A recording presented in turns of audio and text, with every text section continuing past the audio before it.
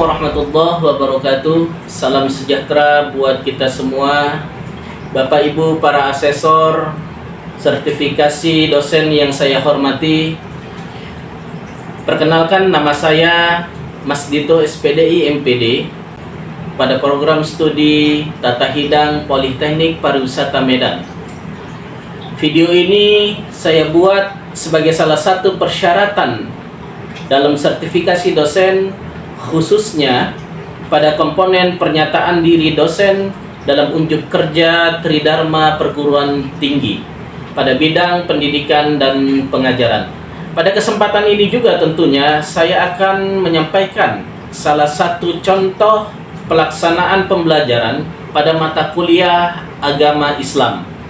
Adapun metode yang digunakan adalah Delivery Instruction Assessment.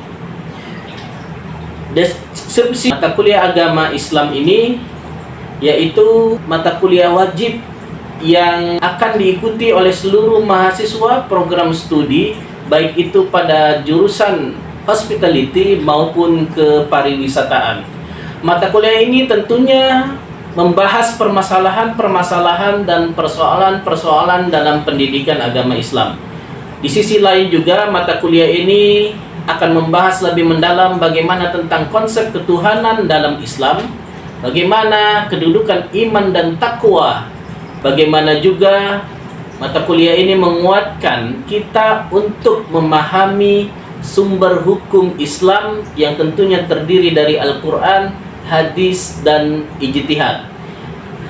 Di sisi lain juga, mata kuliah ini juga akan membahas bagaimana konsep halal tourism, makanan dan minuman dalam Islam, serta bagaimana menjadikan kita sebagai masyarakat madani. Adapun CPMK mata kuliah ini diantaranya mahasiswa tentunya mampu menjelaskan bagaimana pentingnya pendidikan agama Islam. Di sisi lain juga mahasiswa mampu memahami konsep ketuhanan dalam Islam. Kemudian mahasiswa juga diharapkan mampu memahami bagaimana konsep hukum dalam Islam. Dan untuk pembelajaran mata kuliah agama Islam ini dirancang atau dilaksanakan selama 16 pertemuan, yang mana dari 16 pertemuan, 14 pertemuan membahas kajian ataupun materi-materi yang ada di RPS, dan 2 pertemuan yaitu melaksanakan UAS dan UTS. Referensi yang bisa dipakai dalam mata kuliah ini tentunya adalah pendidikan agama Islam untuk vokasi pariwisata dan perhotelan, yang sebagai penulisnya yaitu saya sendiri, kemudian didukung oleh Mushaf Al-Quran dan terjemahan yang dikeluarkan oleh Kementerian Agama Islam, dan ada juga buku yang kita gunakan oleh tim dosen PAI Pendidikan Agama Islam untuk perguruan tinggi.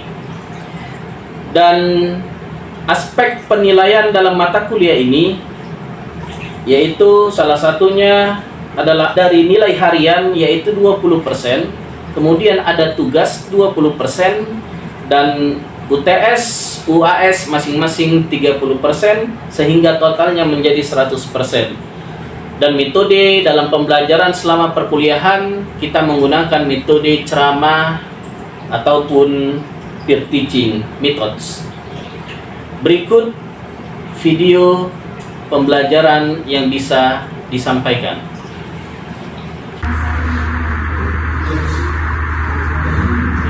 Assalamualaikum warahmatullahi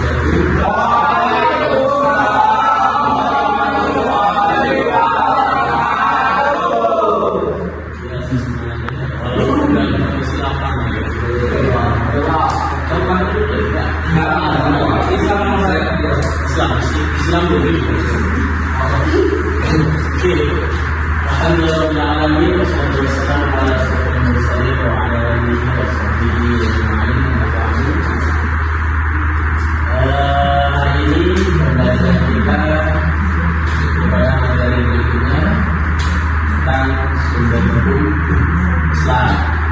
Sebelumnya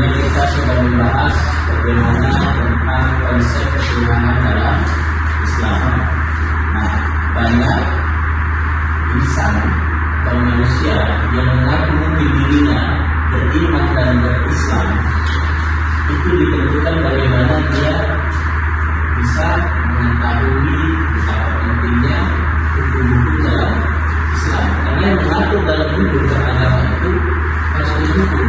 Sebagaimana bernegara, kita bernegara ini. Yang tidak negara bisa berjalan dengan baik antara peraturan hukum. Islam juga begitu.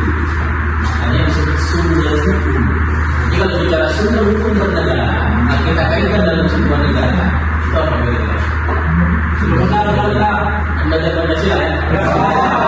Undang-undang ada? Baca itulah instrumen dalam bernegara. Sekarang negara di dalam sebuah negara ada namanya beragama, ya kan? Agama kan ada yang ateis.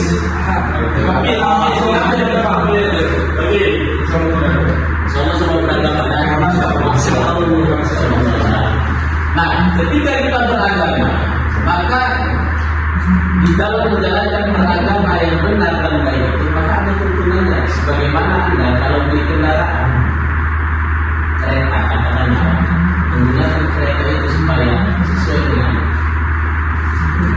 kegunaannya, maka ada pedoman cara pemakaian.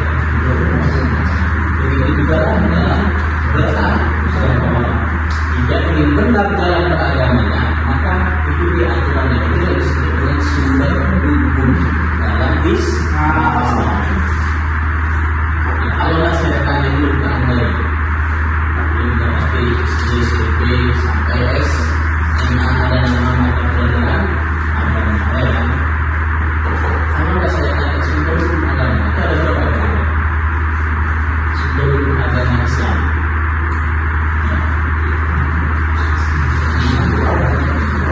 Al-Quran, oke, good.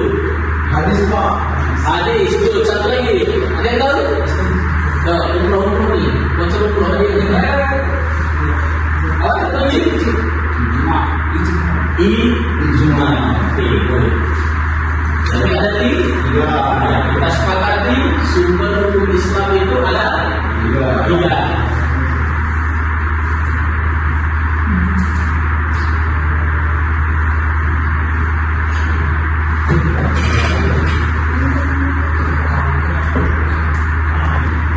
Berarti sumber hukum Islam ada tiga. Ada Al-Quran, hadis, dan Al-Quran. Oke. Siapa yang mengatakan ini?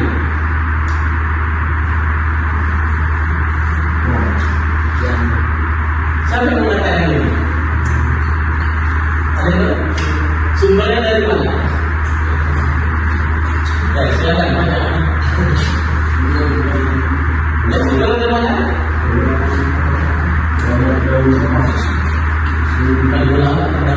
Sumbernya dari Allah.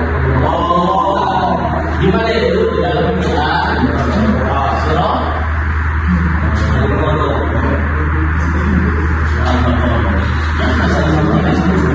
An-Nisa ayat 5. Ini sumbernya. Jadi yang mengatakan sumber hukum Islam itu ada tiga, bukan manusia, bukan ulama, bukan ustaz, bukan dosen. Tapi bersumber langsung dari Al-Quran. Apa kata Quran? Surah Nisa ayat 59 itu ini ayatnya.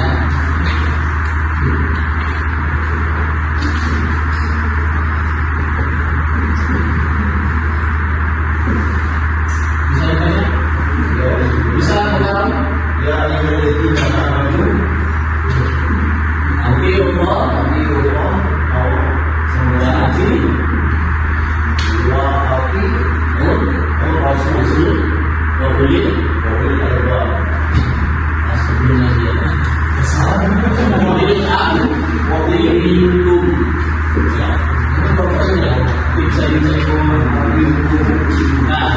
ini poinnya ada tiga. Jadi kalau ditanya sumber hukum Islam itu ada tiga, ini dasarnya. Kalimat yang Qurannya itu Allah sebut dia ayat dari aman. Apa artinya aman?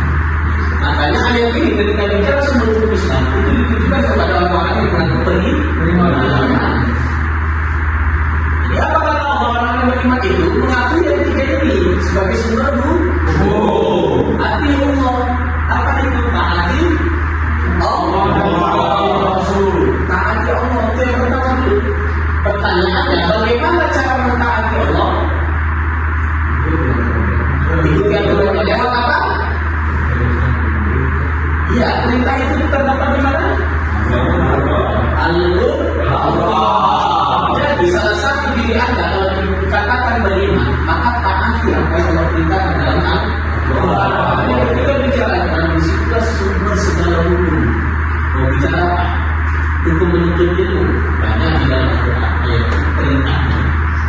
Mau bicara tentang pariwisata ada ayatnya.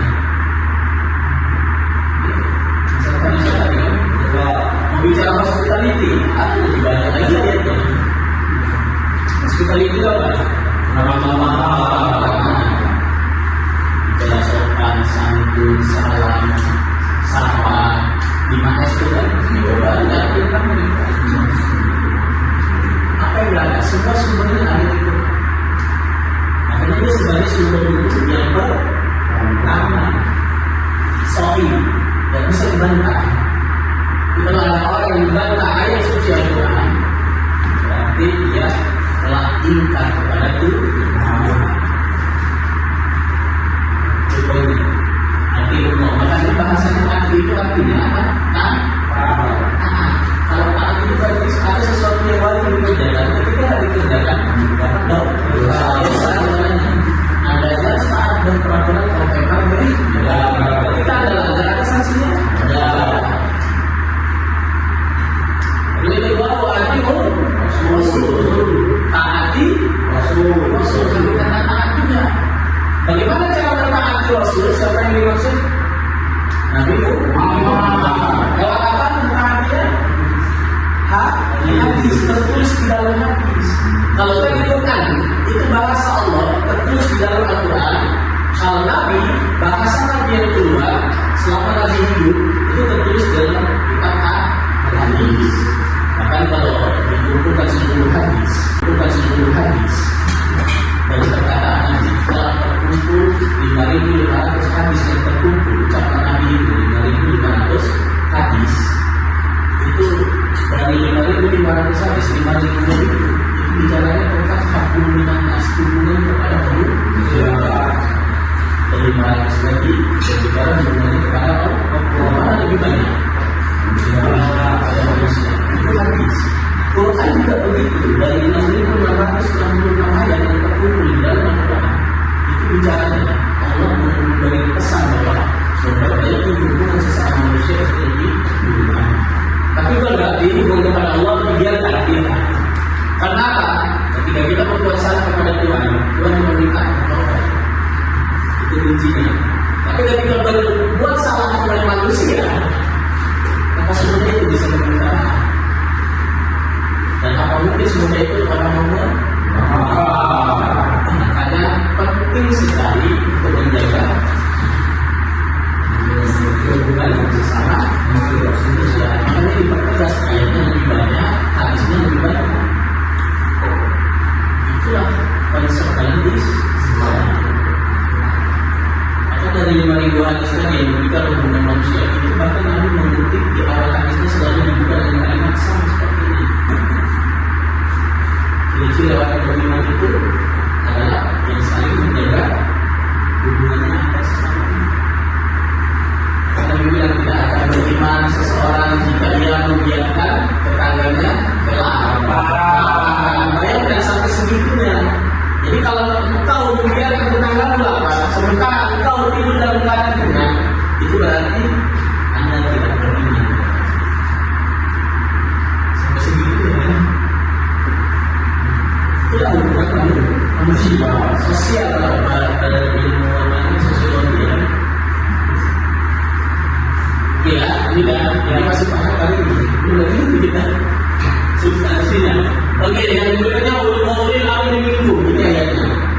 Apa itu artinya? Amri, siapa namanya amri ada sedikit. Apa bapaknya ada amri, kan? Sama dengan amri itu artinya pemimpin. Pemegang kekuasaan kalau diterjemahkan di Quran. Siapa itu pemegang kekuasaan? Para ulama menafsirkan itulah yang disebut dengan ulama. Kenapa ulama Pak sebagai pemimpin dia sebagai pemimpin umat Islam? Kalau pemimpin dalam bernegara itu presiden, maka pemimpin dalam menetapkan hukum beragama, terutama Islam itu disebut ulama. Oke? Harus sampai sini? Apa beda dari tiga ini? Poinnya? Perhatikan ayatnya. Ini pesan jauhnya. Ketika Allah bicara tentang tiga hadis ini, tiga sumber hukum Islam ini, yang dua itu pasti kata taat. Artinya apa?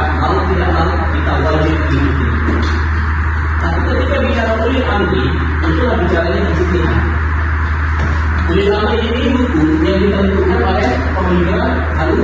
Siapa manusia itu kan ulama? Ulama kan manusia kan. Tapi kenapa disebut ulama? Karena beliau itu adalah ahli ilmu agama. Dan mereka disebut pewaris Nabi. Itu bukan saya yang mengatakan itu, walaupun saya menyatakan dia ulama. Karena nggak semua dosen disebut ulama, nggak semua ustaz juga disebut ulama. Oke, paham kan ini? Paham. Ini dasarnya. Ada bertanya sebelum lanjut? Ya, ini bisa anda baca sebenarnya apa itu Al-Quran? Itu definisinya. Ini asal kata dari bahasa Arab. Nah, kenapa Al-Quran pakai bahasa Arab? Kenapa? Al-Quran ditujukan kepada siapa? Ada di sini. Tetapi itu Muhammad bangsa lahir di mana? Ya, karena Nabi Muhammad bangsa Arab. Kalau mungkin lahir di Jawa, kenapa tidak saja? Jadi kitab itu sesuai dengan bahasanya di mana letak para nabinya lah.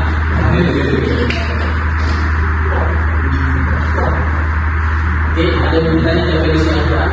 Kalau Allah yang diturunkan kepada Nabi Muhammad dari perantara malaikat, jadi mukjizat bagi Nabi Muhammad dan menjadi petunjuk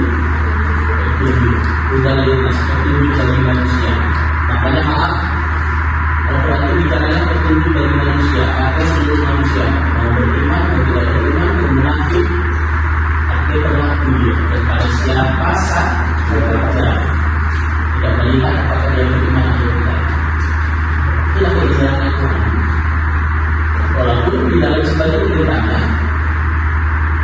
menggunakan kalimat seruan kepada orang yang beriman. Jadi ada yang alladzina amanu yang beriman, ada yang ayyuhan nas, hai orang seluruh manusia tanpa terkecuali muslimkah dia, non-muslimkah dia, hindukah dia, buddhakah dia, selama itu petunjuknya baik, mana dia silakan.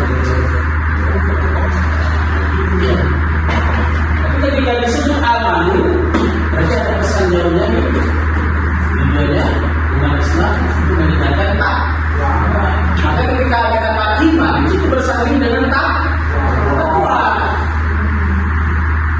Anda mau meningkatkan takwa Anda harus punya modal iman.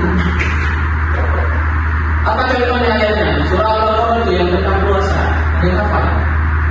Ya ayyuhalladzina amanu hai orang yang beriman kutiba alaikumus syiyam diwajibkan kepada kamu berpuasa. Tujuan puasa apa? Ujung ayatnya apa? La'allakum tattaqun. Jadi aman bersama takut selalu bersambungan. Tidak bisa terpisah ini. Surat Al-Baqarah yang di awal ada apa? Dari kita guna bagi mafi dalil. Siapa yang bertakwa itu? Kalau kamu bertakwa kepada Allah, alladzina yu'minuna bil ghaibi wa yuqimuna shalah. Beriman dulu. Bagaimana Anda beriman? Yakin kepada Allah yang gaib, tidak nampak. Kenapa mengenai? Kenapa Anda yakin? Dan bukti keyakinan Anda apa? Sholat, wa yuqimuna shalah. Anda kerjakan sholat. Peristiwa Israel, Anda tak pernah melihatnya kan? Tapi kenapa Anda meyakini itu? Bahkan Anda rayakan peringatan Israel. Kenapa? Di iman yang bisa. Ini Anda tanya.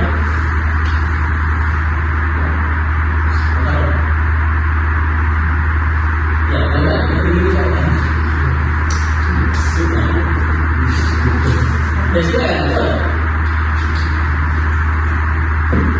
Jadi setelah beberapa jadi kemudian saya sendiri ingin bertanya Pak,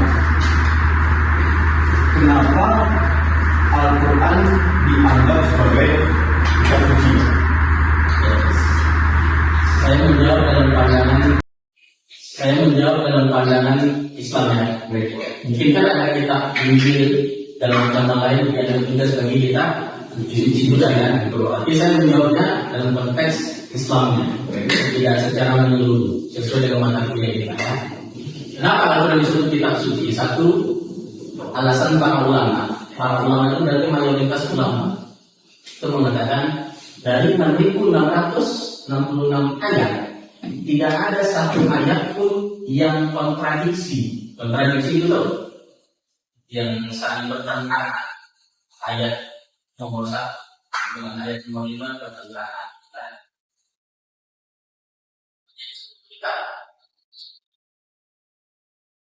Itu alasan pertama. Kalau itu menjadi pertentangan, maka apa dijadikan pedoman di hidup itu sebagai petunjuk?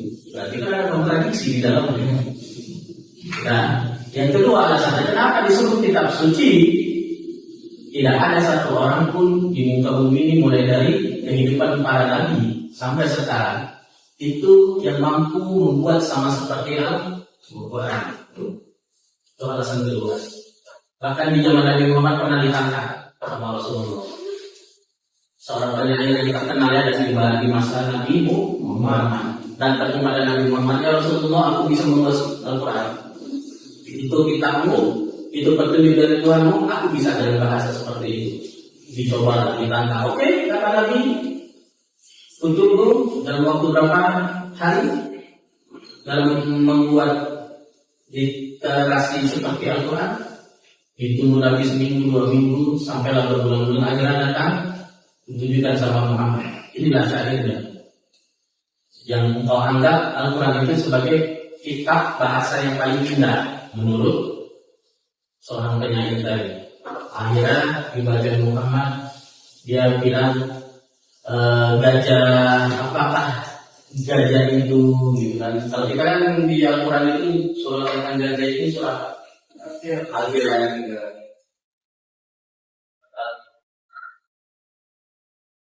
Kalau lebar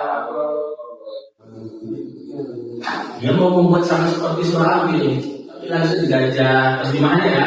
Apakah gajah itu bunyi syairnya itu gajah itu punya belalai yang panjang katanya. Muhammad tersenyum dan tertawa. Kalau seperti itulah bahasa anak kecil ini bisa. Tapi tahu anak kecil gajah itu punya belalai yang panjang. Tidak ada yang sama seperti yang dibuat oleh Indonesia sampai sekarang. Makanya kemudiannya terjaga. Itu alasannya kenapa kita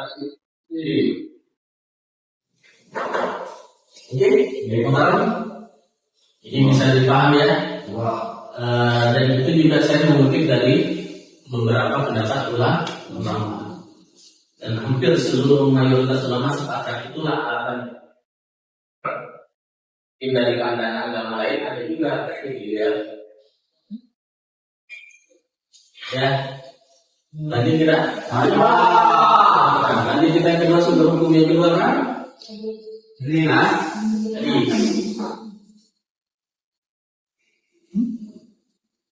Apa itu hadis? Kalau tadi Quran bersumber dari Allah, ucapan Allah, hadis itu apa? Artinya berita kabar.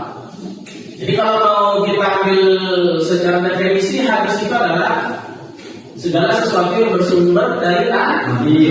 Baik itu satu perkataan, perbuatan, dan ketetapan. Jadi ada 3 hadis itu. Ya, pakai bahasa Arab kita ya. Hadis 3, perkataan. Satu lagi, perbuatan. Yang ketiga, ketetapan. Jadi apa yang bersumber dari Nabi Muhammad yang 3 ini itu yang disebut dengan hadis. Ada selain hadis disebut sunnah. Kalau sunnah itu lebih kepada perbuatan, kebiasaan Nabi. Jadi perbuatan Nabi dalam sehari-hari, karena kita tidak hidup di zaman Nabi, maka tertulis di dalam sebuah hadis. Contohnya apa perbuatan Nabi? Makan dengan tangan kanan dan menggunakan 3 jari. Itu kan sunnahnya. Itu yang disebut sunnah. IJT, ini Apa yang tadi Bapak baca ulang? Siapa yang baca? Ijtihad berasal dari masyarakat dari bentuk fi'il madi, yaitu kita pada bentuk fi'il model warak, yaitu tidak hidup. Artinya apa? Artinya Yang itu langsung stop. Dan di bahasa Arab yang itu artinya sungguh-sungguh. Kalau kita tidak belajar sungguh-sungguh, berarti kita izin. Tapi ijtihad Anda itu bukan dalam menetapkan hukum. Yang disuruh ijtihad itu menetapkan hukum oleh para ulama. Jadi Anda nanti secara baru berijtihad. Ya kalau kita tidak ngomongin ijtihad, maka kita nggak bisa jadi ulama. Dan kuliahnya pun nggak di sini kalau jadi ulama.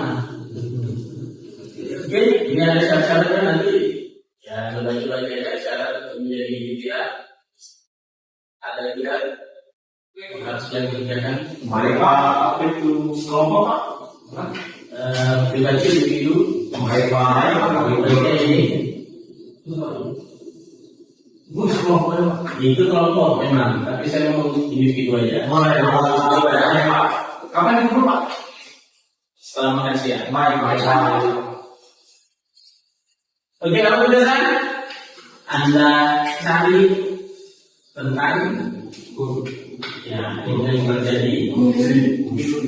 Jika Anda melanggar korupsi ya, dan pemberian hadiah kepada para pejabat misalnya dengan Anda identifikasi apakah ini termasuk pelanggaran hukum Islam. Kalau ini pelanggaran hukum Islam, maka lihat dia masuk di dalam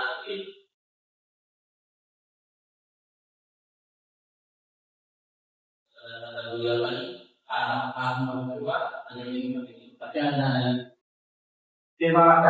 Pak.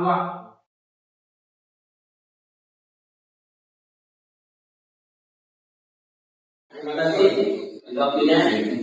Ya, ini Assalamualaikum warahmatullahi wabarakatuh. Waalaikumsalam warahmatullahi wabarakatuh.